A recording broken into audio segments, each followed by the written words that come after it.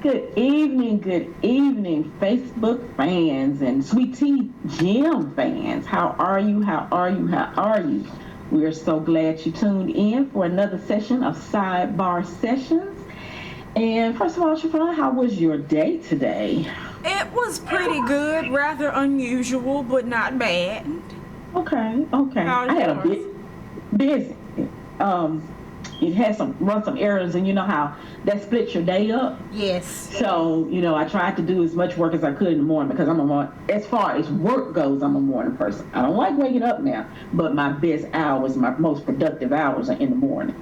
So then after that, I had to run some errands, and then of course, we had to come back and see you people, see you wonderful, wonderful people.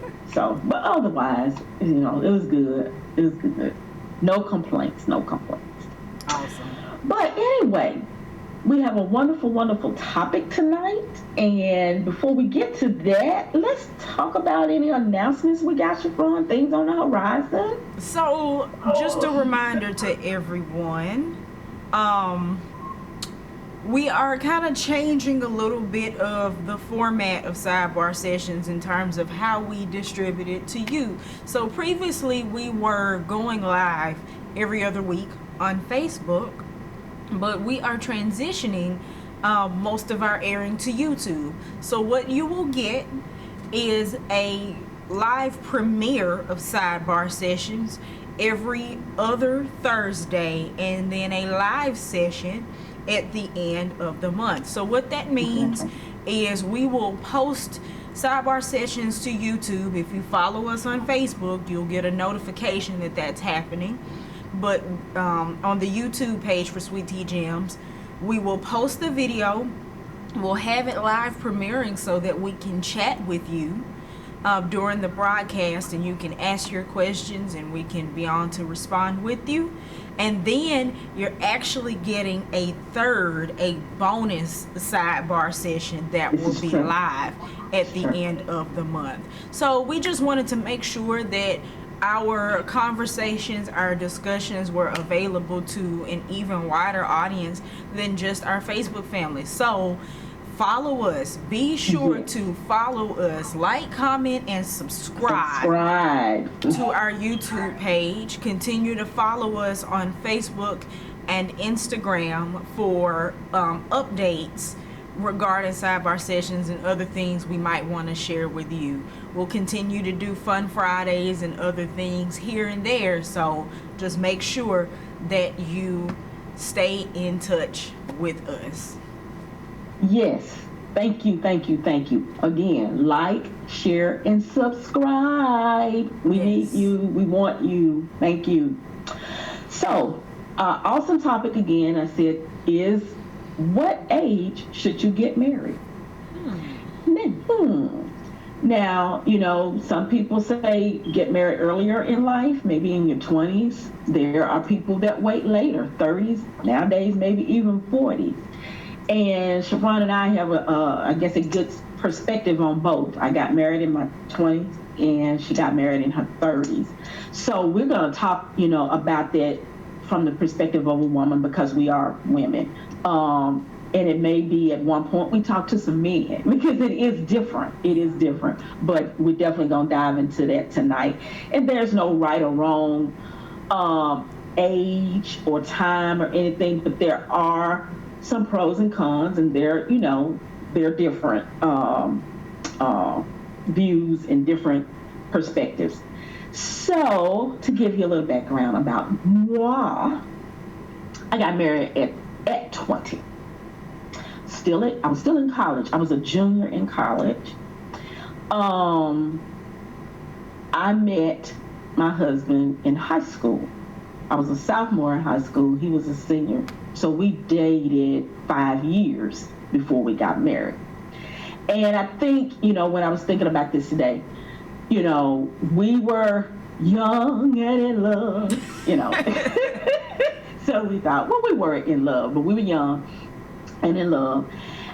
And like again, I said, I was a junior in college, and he decided to join the military, join the Army. And so I think our thoughts were, okay, I know from my perspective, I was like, okay, well, now he's in the military. He has a way to support us, and we're in love and everything. And then, like, we pretty much had a long distance marriage because I was still in Mississippi and he was in Kentucky.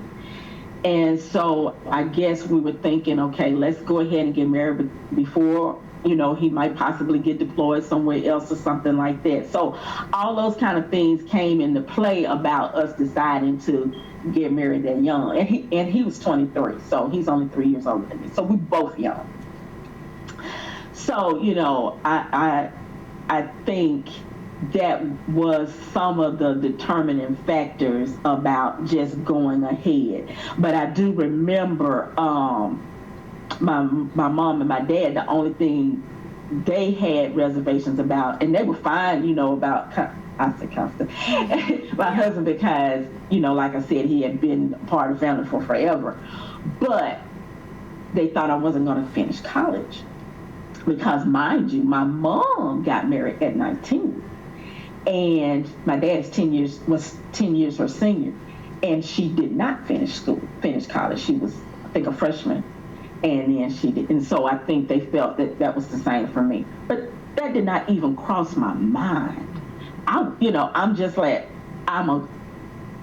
if I set a goal, I'm going to do everything I can to achieve that goal. I'm not necessarily one of these big goal setters, but I'm a kind of person, I like to keep my word and do what I say I'm going to do and all of that kind of thing. So that didn't cross my mind, and I wasn't going to finish. And so I did. So even with us being apart.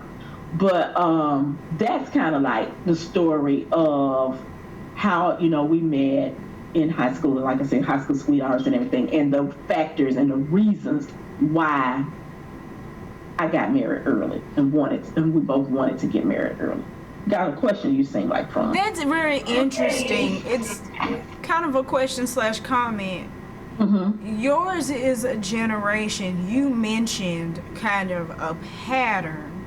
Mm-hmm. Grandma got married at 19. You mm-hmm. got married at 20. But what a difference, doing the math here, 20 years.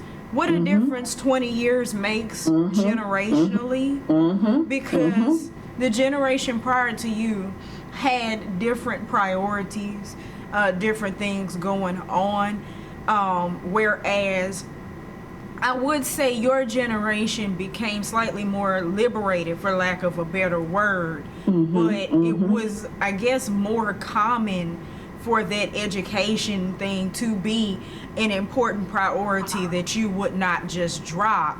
You go from that's a good point. Mm-hmm. the very, very, very traditional mm-hmm. values mm-hmm. of mm-hmm. I think it's the silent generation that is their yes. generation. Yes. And then yes. you being kind of in the tail end of the baby boomers, you and dad, you've got a change in ideology that would drive you to hold on to some of those same values and being okay marrying that young, but mm-hmm. also transitioning into, I'm still going to finish my education. That's I hadn't really thought about that. You're right. That does have a lot to do with generations and the mindsets and how, I think about grandma and her age, it was family, they just get married, have children, get married, have children, yeah. And they, education for a woman just was not, stressed mm-hmm. or it wasn't, encouraged as much. And so you're right. We practically both got married around the same time, but my mindset was a whole lot different. And then I also, had the support mm-hmm. of my parents and the encouragement, education, get your, go to school. And so it was ingrained in me, I don't know anything else. Like I said, that just wasn't a thought not to. It was just a given that I'm going to keep going no matter what. I did think about at one time, while your dad was in Kentucky, trying to transfer to another university close, in Kentucky. But I had a scholarship. And so I started thinking, am I going to give up this money? And I was a junior, so I was just close to finishing. I was like, nah, we just had to make this thing work. And so, yeah, that was my mindset on it. And when we get to the pros and cons and all the other stuff, we'll go a little bit further. So, what about you, Fran? Or what you were getting ready to ask or something? No, I was just gonna remark to that. We talked about a generational difference, but it's also worth noting. Grandma still ended up in her own way, making her own way for herself as a businesswoman. So it kind of comes full circle. Yeah, and I think also saying that mom was always, even though she didn't finish college, so to speak, independent. Very much so. And I think that kind of spirit fostered in me that, you know, hey, this education, you know, was my way of being independent. Oh.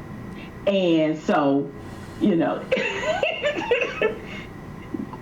hey, these things happen, people. This is live television. This is live television. But anyway, yeah, that independent spirit, yeah, it's okay. We tried, family. We live. We You tried. just listen to us, people. Focus. Take your mind off the backdrop and focus, people. Okay. But yeah, independence. Good point. Okay. Now, your story. Okay, so growing up, you know how some people dream about, you know, getting married and having a family and all that kind of stuff. In retrospect, it's not something I ever seriously thought about. It was something I wanted, but it was never something that fashioned itself in my mind as a real tangible something that could happen or would happen. It's like something you hope for, but you know, it's not really a thing. So, you know, I grew up, liked some boys, went to college, liked some more boys, and I felt like if I was gonna get married, I wanted to be married by 25. Like if I had my ideal timeline, I remember that. I wanted to be married by 25. I wanted to have my first child by 28 and my second child by like 30, 31. And some of that came from what I had seen in my parents and the parents before, so on and so forth. I wanted their retirement plan. I really did. And I also wanted, as opposed to trying to build something before, you know, a lot of my generation has the idea you go and you establish your career, then you get married and so on and so on. I didn't want to do that. I'm of the mindset that you do the hard things first, you get them out the way, and then you enjoy your life later. Like, okay, sidebar. Yeah. When I eat, let's say the Coke is the main event of the meal, I gotta eat all my food first and then drink that thing that I was looking forward to. Or like, if I have a lot of errands to run, yeah, I'm probably hungry at 1 o'clock and my stomach is telling me I'm hungry at 1 o'clock. But if I stop in the middle of my errands to eat, when I'm hungry, I'm not going to be able to enjoy my food. So I just tend to push through the hunger. Yes. Yep, me too. And eat at the end. And that was my attitude toward having, you know, a family, get married, and having some children. I wanted to go ahead, have them young, be retired, and then, you know, whatever the case may be. But that did not happen for me. I did get engaged. How old was I? I think it was like 23, 24 at most. I was way younger. This was right after college because I moved here. You were 23. No, I was 22? I was 20. 20. I moved here in 2008. And that means you was I was okay, I 21. forget. You know more than I do. Yes, But I did break said engagement around 22-ish. Maybe that's what it is. Yes. So, broken engagement and just a very difficult period. I was in a new city, didn't know anybody. My nearest family at the time was 300 or 400 miles away. And I was on a career detour, and I set forth to try to reclaim my time, if you will. And I went through some hopes and dashed hopes and hopes and dashed hopes. I hated dating. Dating was terrible. It was an awful experience. I don't recommend it. It's ghetto. It's real ghetto. I don't recommend. 1 star. We were talking about that, but go ahead. It's a necessary, if you want to say it like that, it's a necessary evil, because how will you meet someone if you don't date? I'm not necessary. I know it's different now, and you would always say, Mom, you just don't know, it's not like it was out there, and I realize it, but you cannot meet the one or anyone if you do not date. So it is necessary. My Yelp review stands. Listen to her, okay? But anyway, after some trials and stuff with dating and the shenanigans of people, I'll say that, I turned like 29 or 30 and was like in the best place in my life. I had started my blog. I was singing more frequently. I had joined an a cappella group, and we were doing some things, working on an album, and I started to see kind of the trajectory of my career and my aspirations do this, and then the trajectory apparently of my personal life changed. I was singing with a friend of mine who happened to be friends with a piano player that would become my husband. So I met him when I was 30. We dated for a while, like a year and a half, and I got married shortly before my 32nd birthday. I think that's how old I was. I was. It's interesting you said that shortly before you met your husband, that you were in the best place in your life. And I kind of equate that with being happy with yourself, where you were, kind of got a contentment and a wholeness. And I think that happens a lot of time, and it is really where a person needs to be in order to begin that dating or that trajectory toward marriage. Because if you're not happy with yourself or content or what have you, a man, and I say a man, he's not going to do that for you. He can't be everything for you. He can't fill all those holes and those gaps. Mm-hmm. So you have to you have to get to that place or close to, be in that space, moving toward that wholeness and come, happy with me and Jesus alone, so but that was interesting when you said that, because that happens more often than not. And usually when that person has gotten there, then all of a sudden, the one steps in. So that was interesting. Now we'll kind of swing a little bit and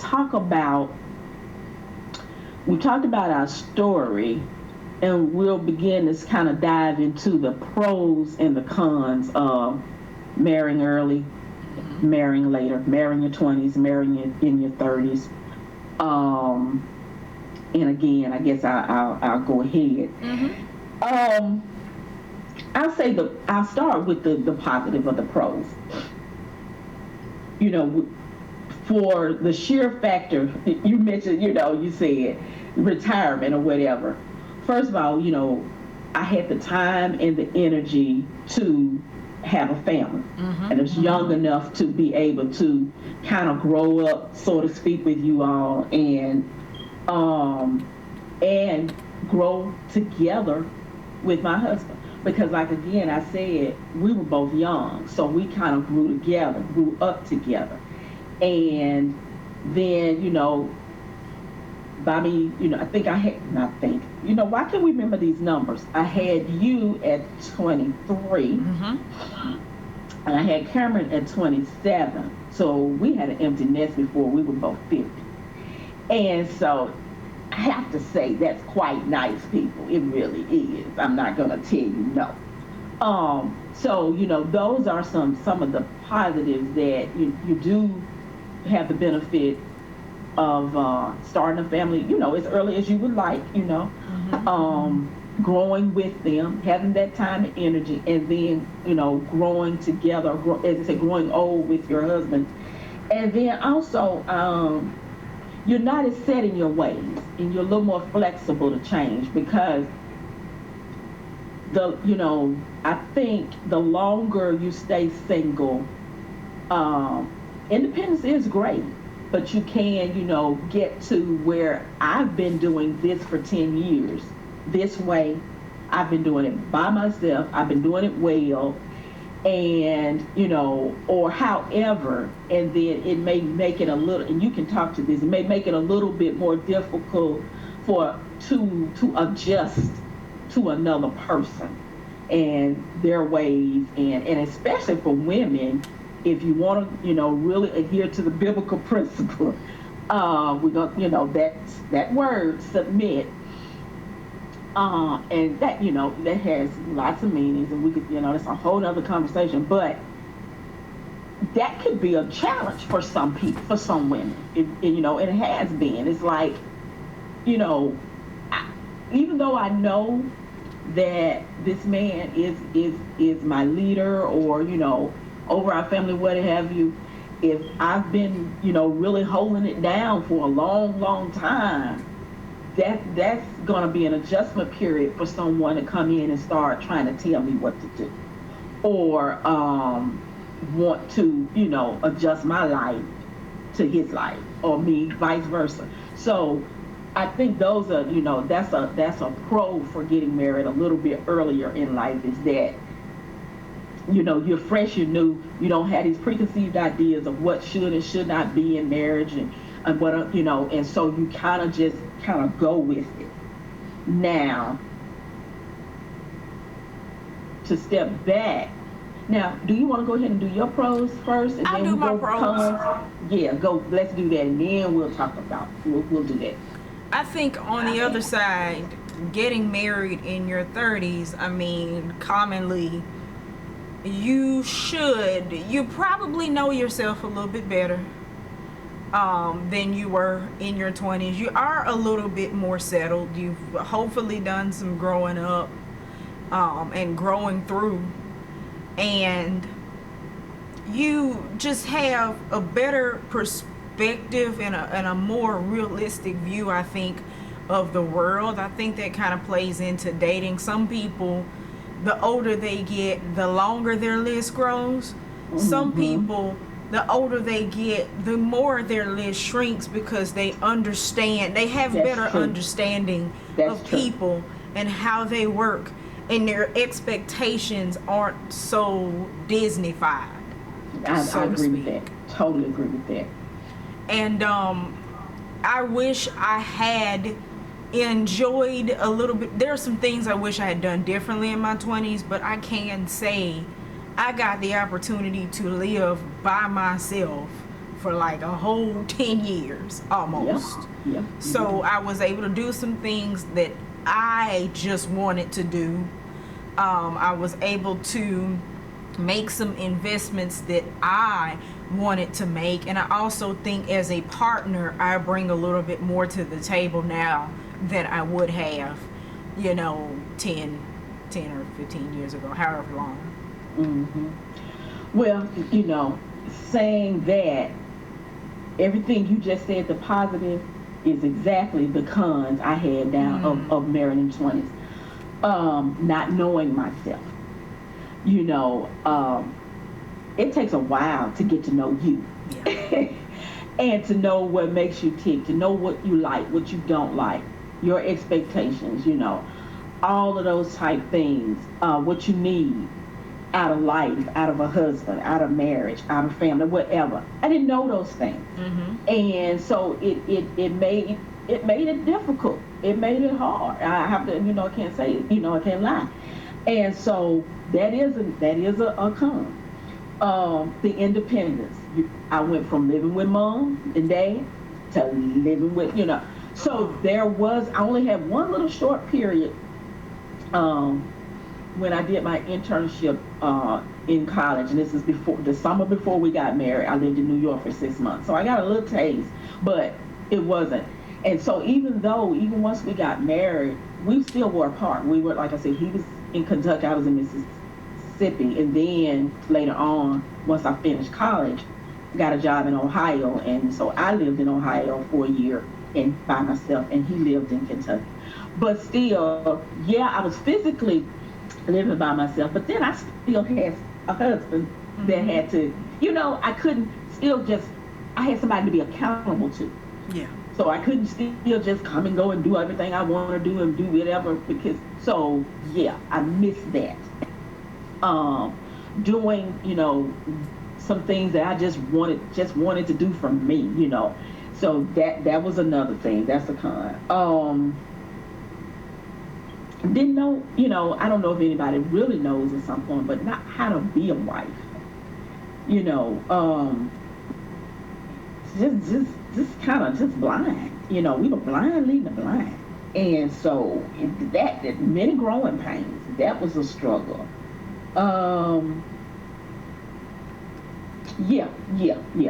are like I said, it pretty much, if you take the negative of what you said, that's the cons of getting married young. Lack of independence, not really knowing who you are and what you want.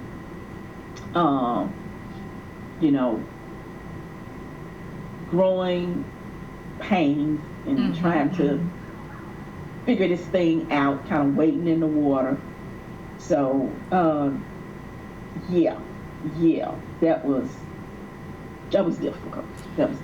I want to speak to something you mentioned about the whole submission thing. There are a lot of us on this side of 30 that have issue with it, or may have issue with it because of age. But I would also submit that a lot of us are more open to it in our 30s because we respect the benefit of it. Again, I lived alone for a long time, and if you understand submission as covering, okay, and being able to cede some responsibility to another person. I mean, when you out there doing it for yourself, you are doing it for yourself, but having somebody, I won't say delegate, but you can pass off, here, you do it, is a benefit, because it gets old. That's what I was getting ready to say.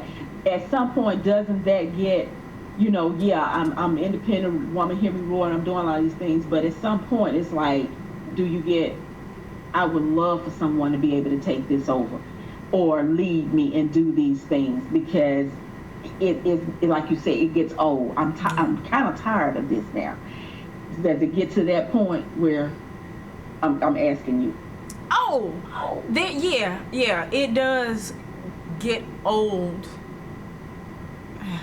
It's hard because you always kind of miss some things when you get married. That you did had before. Some of your cons become pros, some of your pros become cons. But it evens out. You do get tired of worrying about certain things. I'll give a prime example. I don't hesitate to pick up a wrench or a screwdriver or a hammer. I actually kind of like it. But I remember, when I had my beaters or whatever, and they would break down periodically or need some maintenance, whatever the case may be, I would get under my hood first, and then I would call Daddy and either tell him, hey, tell me what to do. And if it was something I couldn't do it, he would come do it for me. But, like, wouldn't it be nice to have somebody who that is their responsibility? They own that responsibility, and they just do it. You get tired, decision fatigue, analysis paralysis, a lot of different things. You get tired of having to call all of the shots. Some people like that. I'm not one of those people. I want to call the shots that are important to me, but I ain't got to call all of them. Right, So it's exactly. nice to have somebody who is competent enough and godly enough that you can trust to lead. Yeah. I completely understand it. It's like, yes, I can do all these things, but now I don't have to do all these things. Yeah, so it's a big difference, just even in your mind, knowing that. It's almost like I think about, oh Lord, when I'm finally able to retire, it's like, yeah, I probably will still work, but I won't have to work. Right. And so it's just a whole different, mindset. You also said something earlier, when you were talking about, your story and everything, and you were saying, you dated, quite a, not necessarily quite a bit, but you did date. That's something I didn't do. I think I might have dated only one other person, maybe. I don't even remember that. And so that, for me, I wish I had, simply because it kind of gives you it's like, not necessarily saying I want to compare, but you begin to see attributes and different perspectives, in people, and it starts to carve out what you like and what you don't like. And so I think it would have just helped me and helped our marriage and everything else if I had dated a little bit more, and that probably would have happened if I hadn't married later. Just the sheer fact of time, I probably would have. So yeah. And then I'm thinking about that. Yeah. So back to you were saying, well, I don't like dating. But it does. You never know what you want or don't want if you. Now that's me. Now you speak on that, because I know you got something to say. But I think it just gives you another well-rounded perspective of who you are and what you really want out of a mate. I find that to be more true of long-term relationships than casual dating. Now there's a difference. There is a difference. That is very true. I don't think you have to casual date 54 for you to find that out. I really don't. I think if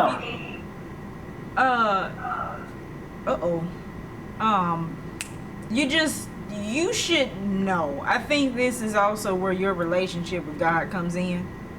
Discernment is your friend. It's a powerful tool, and as women, yes, it is. Intuition is a powerful tool. That's very true. Very true. I didn't do a whole lot of casual dating. I didn't do a whole lot of dating, period. And people used to fuss at me all the time because I just would not accept a lot of dates. Would not take a lot of phone numbers. Like, I would take phone numbers and not use them. And after a while, I realized, for me, as a rule of thumb, if I take a number and I'm not excited about calling it, or I give somebody a number and I hope they don't call, then what was the point of the exercise? You don't like that person. There's nothing about this person that is interesting enough to you for you to be excited about them. Move on. And fight with your mama on it. But that's what works. That's what worked for me. I knew in my knower, something isn't quite right, or this person is Mr. Right, but he's not Mr. Right for me. And then you get to a person, it might be something underneath this person, and then when there's not, there's not. But I think that comes again with maturity. Yes. And age and all of that. Like you said, your relationship with God grows, matures, your discernment level, all those things. That might not be when you're 19 and, it's highly developed, Not saying that there aren't some 20-year-old, 19, 20-year-olds that are just, wow, way beyond. But in general. So I think that's another pro for, getting to that point. I'll say that, whatever age that might be, is that, as a Christian, that you are developing your walk with God, you're getting closer, you're developing that discernment and stuff, so that when you are dating, you will know, or when you meet a person, you will know, and that won't be someone you have to date, like you're saying. It's the radars are just going out. Oh no, right? And that will eliminate, I think, a lot of the heartache, a lot of the stress, a lot of bad decisions. So that's a good point. That's a real good point. Because there's nothing worse, at least for a person that cares. You don't want to ghost anybody. You don't want to be ghosted. There's nothing worse than entertaining somebody you don't like. Your time is valuable. First of all, you're valuable. I think self-esteem and the growth of your self-esteem drives some of this. And I feel like we're on a tangent, but no, we're not. Okay.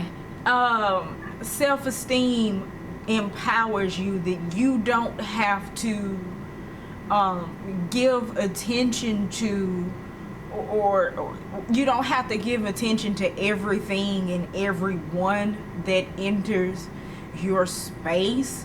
It's a confidence in knowing that you are better than something. You are better than just, well, I guess I'll go out with this person. I don't really like them, but what else is gonna come? You're better than something. But also, I know for me, time is the most valuable thing I have. I'm very particular about time and how I use it. And I would rather have time enjoying myself than go out with somebody for a free dinner and want my hour back. Okay. I got you. So don't let these people okie doke you and to tell you, well, that guy is a nice guy or whatever, and you should give him a chance. You should give him a chance if you think he's a nice guy and you want to go out with him. But if you don't, there's no pressure or nothing that says that you have to. And I'd say guys do it all the time. How many women, if the earth is like 2 to 1, I think that's the ratio for us to them, 2 women for every 1 man, how many women do you think they passed by and said, I don't want to talk to her, I don't want to ask her out, her feet are ashy, her nails are too short, I don't like her hair, whatever the case may be. Right. They are empowered to be discerning. They are empowered to decide who and who they do not want to entertain. There's nothing wrong with you doing that anyway. Be open-minded, but don't feel pressured. I had to learn that the hard way. I sat through some awful dates. No. So basically, don't feel pressure to date people you don't like. Yeah. That there is no connection or just because you feel you owe it to them to date them. They're not doing you a favor. You're you. You're special. You are not a charity case. That's right. I was thinking, kind of back. Yeah. Yeah, even though we, all of this is relevant, kind of back to, one pro I will say of getting married early is that we've been married 35 years. So we've had the benefit of you know, ups, downs all over the place. But that has bonded us. You know, we've had the benefit of those years to really grow, like I said, together, and that bond to get stronger and stronger and stronger. And so, you know, when you fall so together, and you go through certain situations and things, it can't do anything. I mean, it can now. I was gonna say it can't do anything. Some people it tears them apart, but thank God, you know, for us it brought us together closer. So that is one benefit. It's just the sheer benefit of time. Time is a powerful tool. You know, you can either waste it or it can be your benefit. And just the sheer amount of time that we've been together, and even knowing each other 5 years prior to that. So that's 40 years. Mm-hmm. You're gonna know some person. You're gonna know some, you know. And so that's a benefit and a pro to getting married early. Now I always say, and I will always tell you, I see it. Yeah, I'll marry daddy over and over again, but it would have been later. I cannot say though I would have waited to my 30s. I cannot say that.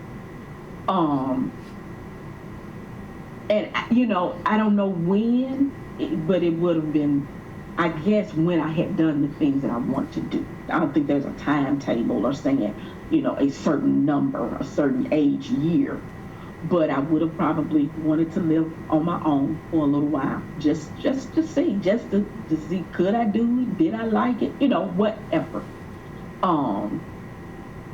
Then, you know, so saying that, that's what I say. Let me ask you this though. But that may not, you know, it might not. Obviously, it wasn't God's will for that. But go ahead. I was just gonna say, like, if you, and there may be somebody in a situation like this, you're 20 something. And you want to experience life, but you've got a serious long-term relationship that's headed down the aisle. Like, you're on the interstate, do you get off on an exit and choose to meet up somewhere else down the road? Like, how do you manage that? Because a lot of people, if you going down the road and you get off at the rest stop, this is where I leave you. Like, what advice do you have for that person? Yeah, that is a difficult one. I think though, if you got there was something you should have really evaluated before you did. You know, if you've been in a long-term relationship and then all of a sudden you start thinking, oh, I don't know if I'm ready for marriage, or let's just back it up. There's always this. You can always do that. You can always do that, because obviously it's something. If you got that kind of reservation, then you do need to back it up. Okay. Because that's your answer. You do need to get off the train, whether you 20 or 30. Mm-hmm. Because if you really are committed to this person, and you believe that this is the one or whatever, and they do too or whatever, even if it's in your 20s, you might say slow down, but you're not going to stop and then start dating other people. You know? And so I would say then, if you got to that point, you probably need to tell the person, let's just part ways for a while, and if it's meant to be, you all will get back together. Okay. So that's my, because obviously there are other things going on in your head and in your heart, and it may even be a flag to tell you this isn't what you thought it would be. Because I mean, I asked that, let's say a person's a high school sweetheart. Say a person's a high school sweetheart. It would not be completely unnatural for a person, you've been dating this person since you're 15, but you're in a totally different place in your life when you're 18 and when you're 21, so on and so forth. If you needed that time, if you needed that space to grow up a little bit or whatever the case may be, do you take it or do you try to push through the trajectory? No, I think that's when you do need to get off the because it's for your benefit. And there is, God is stirring you to say maybe you are moving too fast, and to slow it down and get off, and stop the train. Just stop it rolling. And if it's really love, and if it's really this person, yeah, they may be upset. They probably, may or may not come back in your life, but you owe it to yourself to determine what this is and why you're feeling like this, and to explore that. Because you're right, a 15-year-old and a 20-year-old, that's two different people. Entirely different people. Entirely. That is two different people. You're talking a teenager and a young adult. And who you are and what you were then is not who you are now. And that is totally me. Because I met your dad at 15. We got married at 20.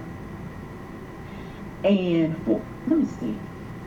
I think maybe around 19, I started feeling kind of like that. And we did break up for a short period of time.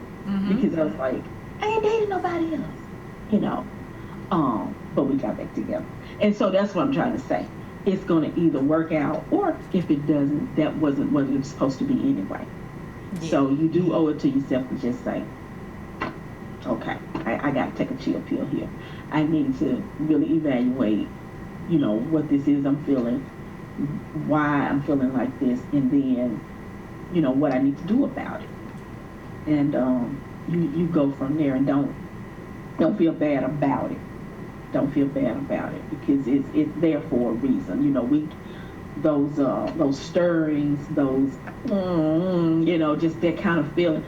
It's sometimes just a sign to make you like a road. It's either a roadblock or a detour, or just slow down and pay attention to it. So, good question. Been there, done that. Cons of marrying later. Yes, because you haven't addressed it. I've addressed all of mine, but you haven't addressed it. Well, the biological aspect is undeniable. There's a lot more pressure to have children if you don't already. And also, I would say, in your 20s, you got a whole bunch of singletons. I know in my generation, and you can tell me if this is true of your generation, I hate to say sadly, but that's the best word I can think of. I had a lot of my peers who were expanding their families, but not necessarily getting married.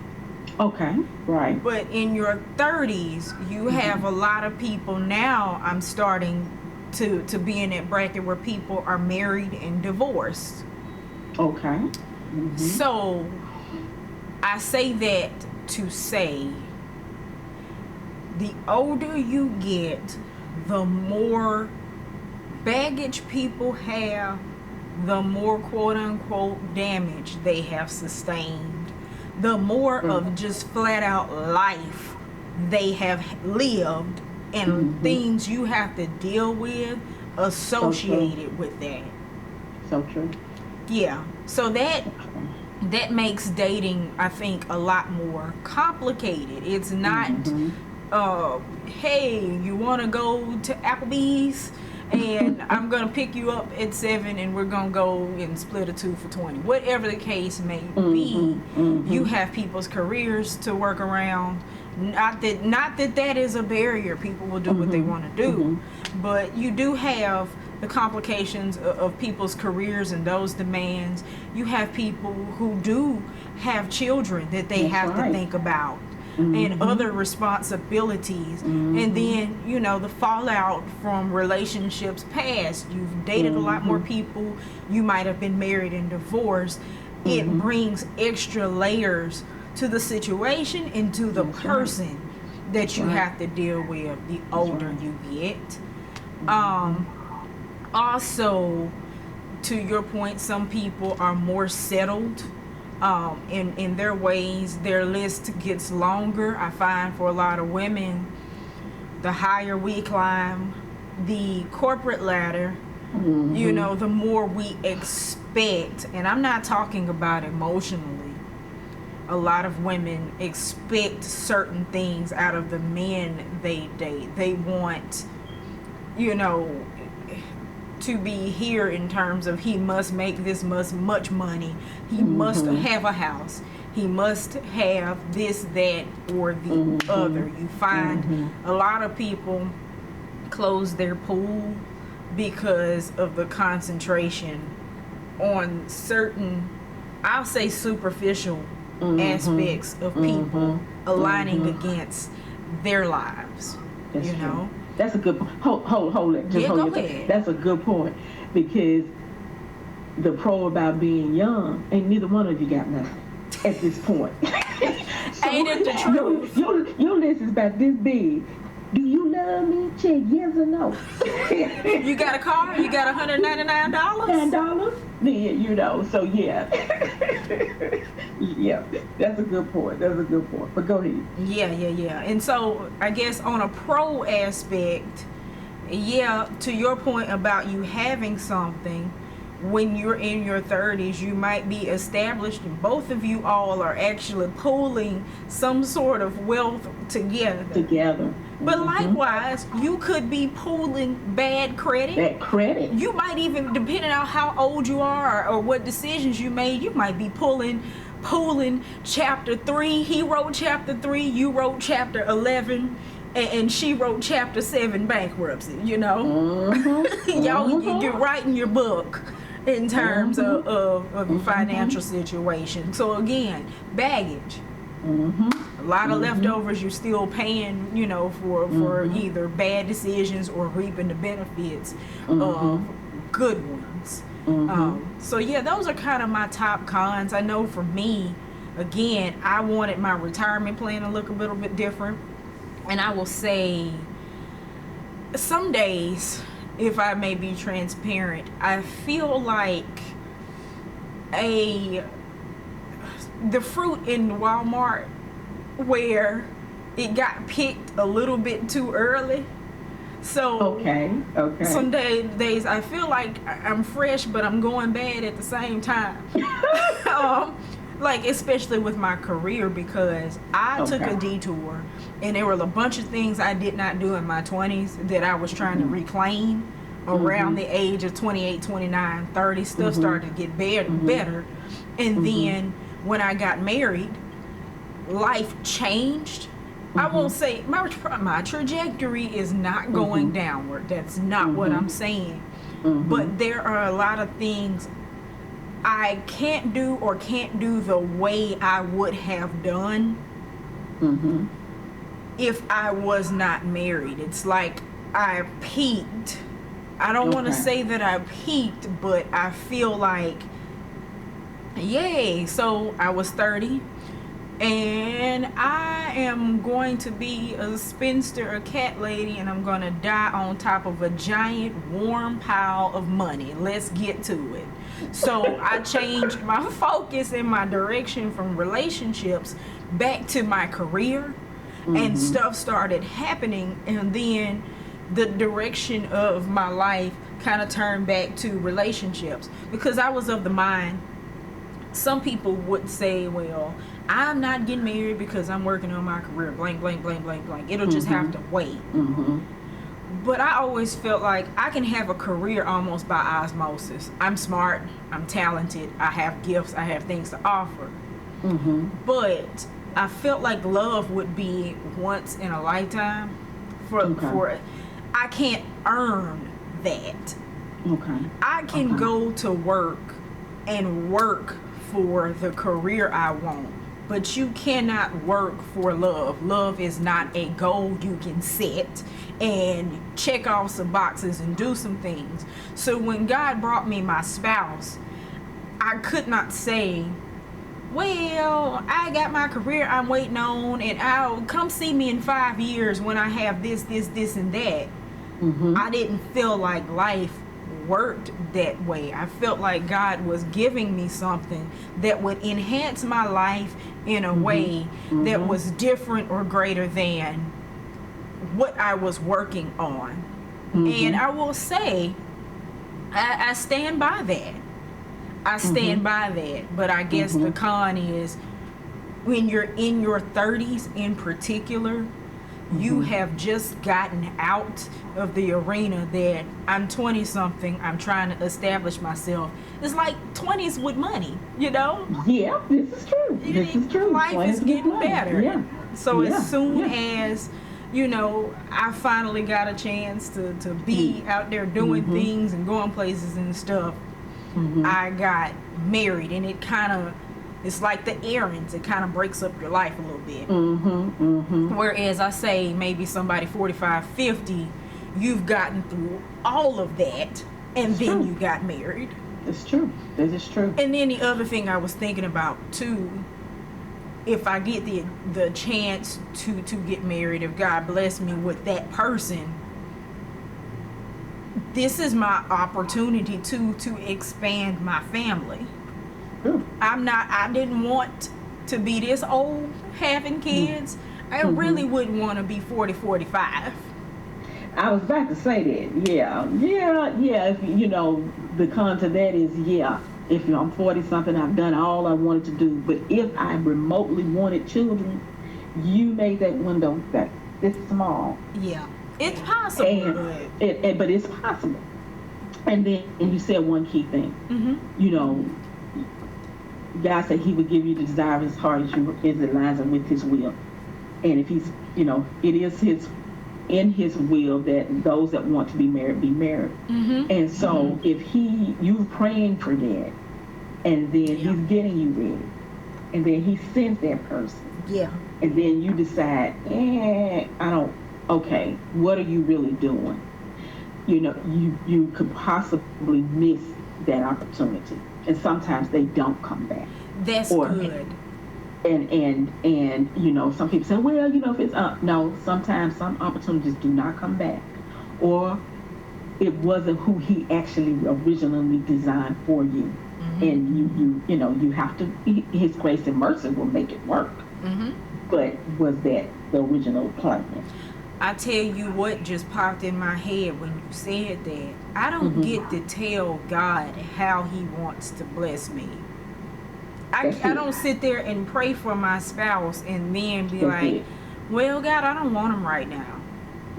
So when that happened for me, I'm not finna sit here and tell God, well, I want to do this, or I wanted my life to go this way. He's like, silly, I'm giving you this. Yeah, that's it. So saying all of that then, and you looking at would you do it again as far as age-wise? I still would have preferred to be married much younger. But I will say too, and this is also going back to pros and cons, some people are never going to grow up. Some people are just going to get old. But some people, that baggage, those experiences, those things they've sustained, help them to grow. And if this was my God-ordained spouse, I don't know that I could have married. I would have liked to marry them early, but not so. Okay, context. My husband is 9 years older than me. So I can't necessarily see myself having married 29-year-old Casper versus 40-year-old Casper. Exactly.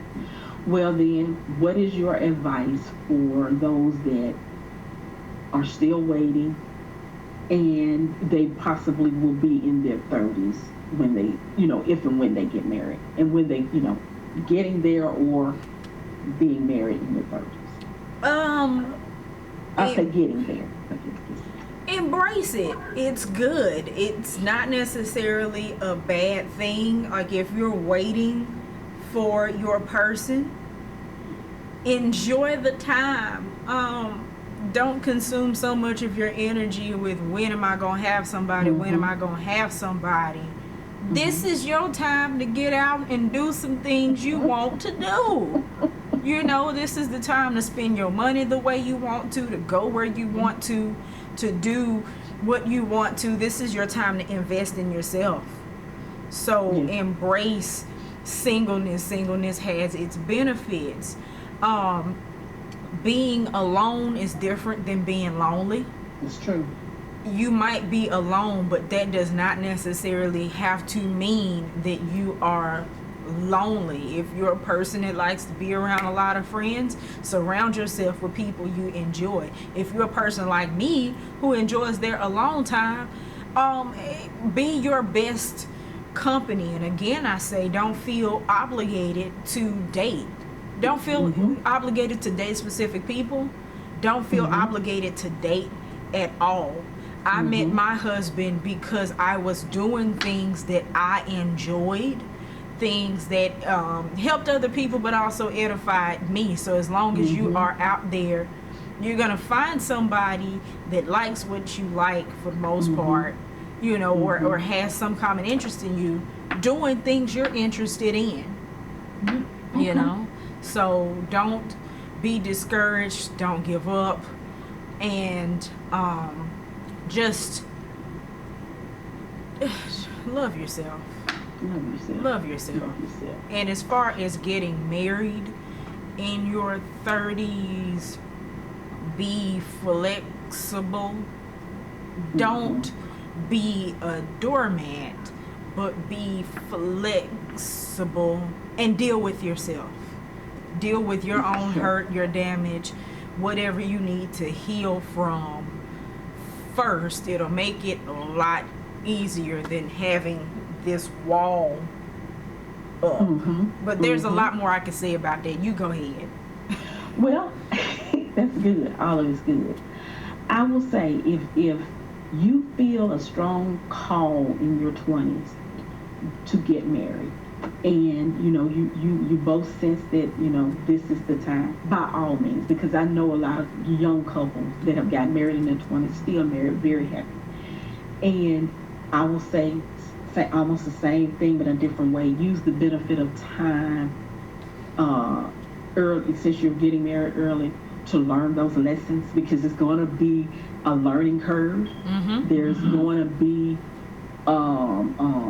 like I said earlier, those growing pains. So exercise wisdom and you know, take the time to really learn what you're supposed to be learning together. Still experience life.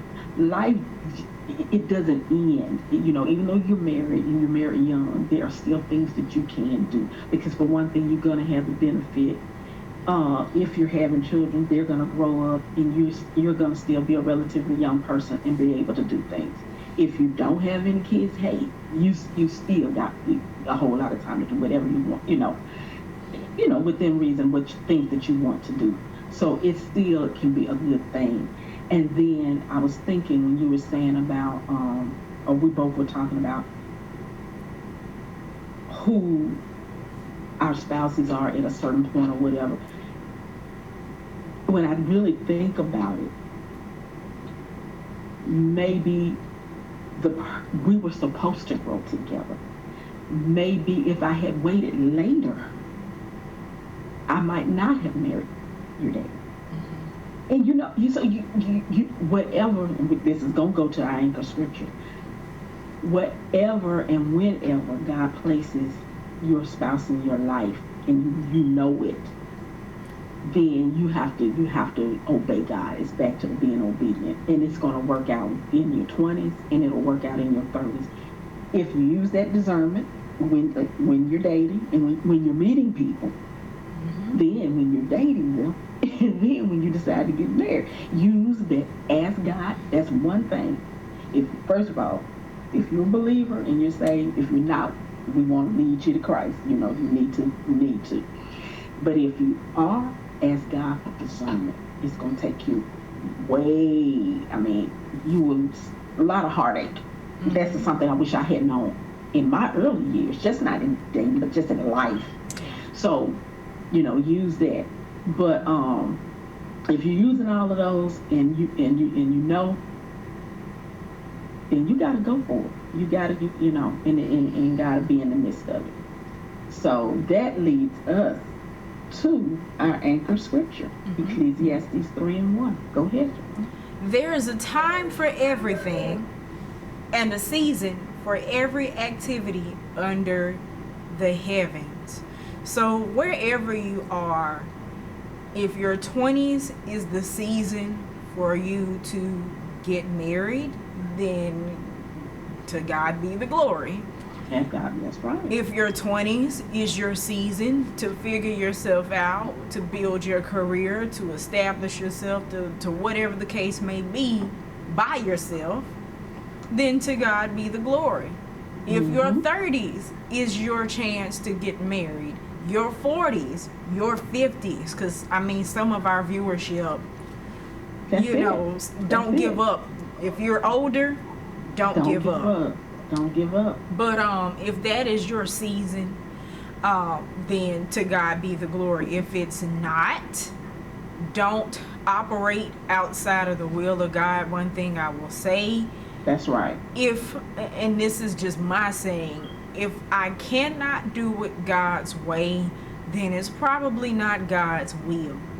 So walk into your season. Totally agree. Accept your season. You don't plant flowers in the winter. So right. Likewise, don't try to force that thing to be what it is. Just rest in it. Yeah, if it's the fall of your life, enjoy the beautiful leaves. If it's the spring of your life, enjoy the flowers. If it's the summer, so on and so forth. Enjoy what it is that season brings to you, regardless of what it is. It's not a race. It's not a competition. Comparison is the thief of joy. So live your life. Your time will come when it is your time. And if it never happens, to God be the glory. Your life is still valuable. And this was your season, your life cycle to do something else wonderful with your life. Amen. So yeah. Amen. Wow. Well, this has been an awesome discussion. I hope that we have shed some light and perspectives in our stories and in our journeys. And even if you have any comments or questions, please put them in the comments, and we'll address them as best as we can. And so with that, our next sidebar session is, when is it, Chaffron? I believe it'll air September the 17th. September the 17th. So definitely tune in. And again, we would like for you to like, share, and subscribe. We are on YouTube, Facebook, Instagram. So please do that. We really would like you to follow us and stay tuned for further content. And if you have ideas for sidebar sessions, you can email us at letstalk@sweettgems.com. Yes, please. We would definitely love to get your ideas in. So with that, we will say good night and God bless. Bye-bye.